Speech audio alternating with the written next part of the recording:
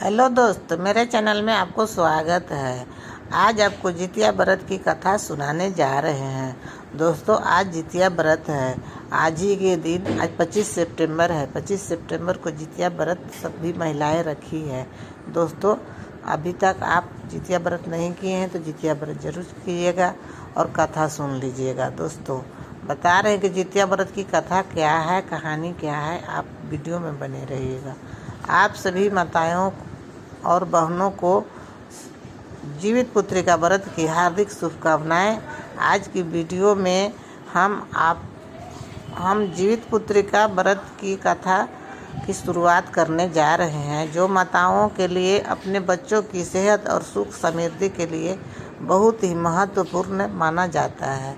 जीवित पुत्रिका व्रत कथा शुरू करने से पहले हम सब भगवान जीवित वाहन को नमन करते हैं और उनकी कृपा की प्रार्थना करते हैं।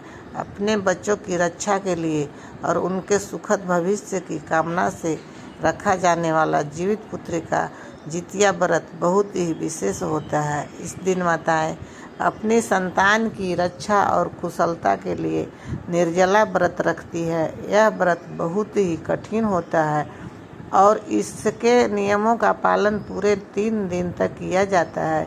जीवित वाहन के नाम पर भी जीवित पुत्रिका व्रत का नाम पड़ा है। तो आइए आपको बताते हैं कि जीवित वाहन भगवान कौन है और उनकी कथा क्या है। आज के इस वीडियो में आप जितिया व्रत के 5 पुरानी कथाएं एक साथ सुनेंगे। इसलिए अगर यह कथा आपको अच्छी लगे तो प्लीज़ वीडियो को लाइक ज़रूर कीजिएगा। पहली पौराणिक कथा के अनुसार गंधर्व के राजकुमार का नाम जीव वाहन था। वे बड़े उदार और परोपकारी थे। जिस वाहन के पिता वृद्धावस्था में वानप्रस्थ आश्रम में जाते समय इन्हें राज सिंहासन पर बिठा दिया, लेकिन इनका मन राजपाट में नहीं लगता था, तो वह राज्य का सारा भार अपने भाइयों पर छोड़कर खुद भी वन में पिता की सेवा करने चले गए। वहीं पर उनका विवाह मल्ल नामक राज्य कन्या से हो गया। एक दिन जब वे वन में घूमते हुए जीवित वाहन भगवान काफ़ी आगे चले गए, तब उन्हें एक वृद्धा रोते हुए दिखी। जीवित वाहन ने उनसे पूछा तो वृद्धा ने रोते हुए कारण बताया कि मैं नागवंशी स्त्री हूँ और मेरा एक ही पुत्र है। पक्षीराज गरुड़ के समक्ष नागों ने उन्हें प्रतिदिन खाने के लिए एक नाग सौंपने की प्रतिज्ञा की हुई है और आज मेरे पुत्र की बलि का दिन है, इसलिए मैं बहुत परेशान हूँ। तब जीवित वाहन ने वृद्धा की विश्वास बंधाते हुए कहा, तुम चिंता मत करो और डरो भी मत, क्योंकि मैं तुम्हारे पुत्र के प्राणों की रक्षा करूँगा। आज उसके बदले में मैं खुद अपने आप को उसके लाल कपड़े में ढक कर बंद शिला पर लेट जाऊंगा। ऐसा कहकर जीवित वाहन ने पुत्र के हाथ से लाल कपड़ा ले लिया और वे उसे लपेटकर खुद को बलि देने के लिए चुनी हुई बंद शिला पर लेट गए। नियत समय पर गरुड़ बड़ी तेजी से आए और वह लाल कपड़े में ढके हुए जीवित वाहन को पंजे में दबोचकर पहाड़ की ऊंची चोटी पर जाकर बैठ गया।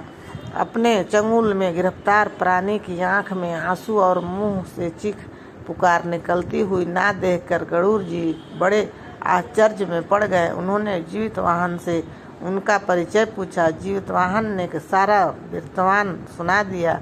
तब गरुड़ जी जीवित वाहन की बहुत बहादुरी और प्राण रक्षा करने में खुद को बलिदान देने की हिम्मत से बहुत प्रभावित हुए। प्रसन्न होकर गरुड़ जी ने उन्हें जीवन दान दे दिया। नया नागों की बलि न लेने का भी आशीर्वाद दिया। इस प्रकार जीवित वाहन ने आदमय साहस से नाग जाति की रक्षा हुई और तब से जीवित वाहन को भगवान के रूप में पूजा जाने लगा।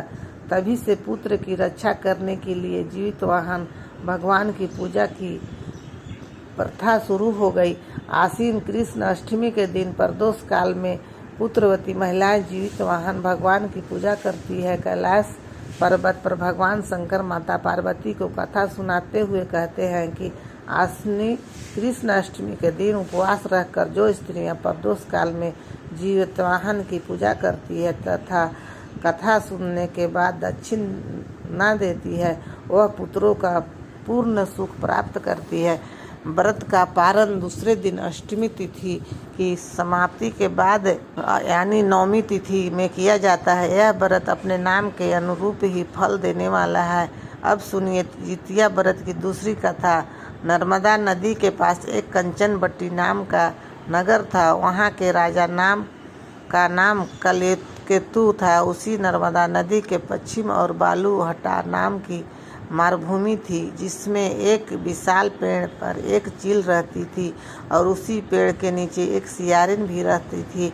चील और सियारिन दोनों ही वह बड़ी पक्की सहेलियां थीं। कुछ महिलाओं को जितिया व्रत करते देखकर एक दिन चील और सियारिन ने भी यह व्रत करने का संकल्प ले लिया और दोनों ने ही भगवान श्री जीवितवाहन की पूजा और व्रत करने का प्रण ले लिया।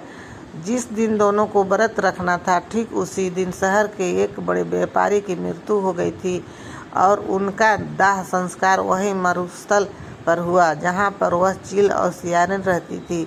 मुर्दे को देखकर सियारिन को भूख लगने लगी और वह खुद को रोक नहीं पाई, जिसके कारण उसका जितिया का व्रत टूट गया। लेकिन उधर चील ने खुद पर संयम रखा और पूरी श्रद्धा और नियम से अपना व्रत पूरा किया और अगले दिन व्रत का पारण भी किया।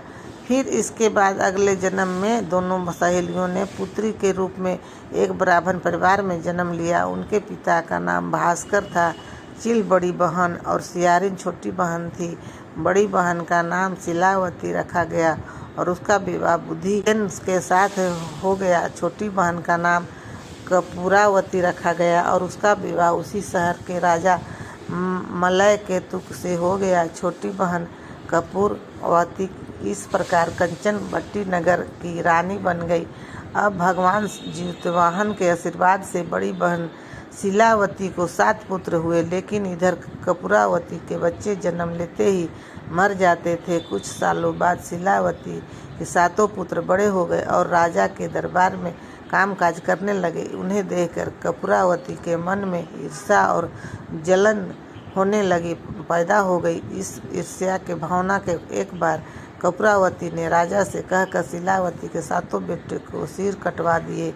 फिर उन 7 सिरों को 7 में बर्तन में डालकर ढक दिया और शिलावती के पास भिजवा दिया।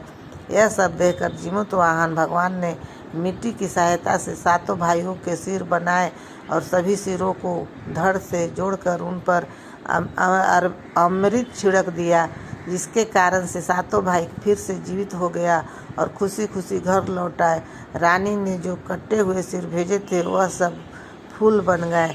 कपूरावती इधर बच्चों की मृत्यु का समाचार पाने को बड़ी बेचैन थी, लेकिन जब उसे इस बात का पता चला कि उसकी बहन के सारे बच्चे तो जीवित हैं, तब वह अपनी बड़ी बहन के घर गई और वहाँ सबको जीवित देखकर आश्चर्य में पड़ गई और बेहोश हो गई। जब कपूरावती को होश आया तब उसने अपनी बड़ी बहन से सारी सच्चाई बता दी और अपनी गलती का पश्चाताप किया। भगवान जीवितवाहन की कृपा से बड़ी बहन को पूर्व जन्म की सारी बातें याद आ गई और वह अपनी छोटी बहन को उसी पेड़ के नीचे लाकर पूर्व जन्म की सारी बातें सुनाने लगी, जिसे सुनकर कपूरावती फिर बेहोश हो गई और मर गई। जब राजा को इस बात की सूचना मिली तो उन्होंने उसी जगह पर उसी पेड़ के नीचे कपूरावती का दाह संस्कार कर दिया। अब सुनिए, तो इस तरह से कहानी बताएं। अगर अच्छा लगा होगा तो लाइक कीजिएगा, सब्सक्राइब कीजिएगा और मेरे चैनल को सब्सक्राइब जरूर कर दीजिएगा दोस्तों और शेयर कर दीजिएगा। कथा कैसा लगा? हर हर महादेव जरूर लिखिएगा।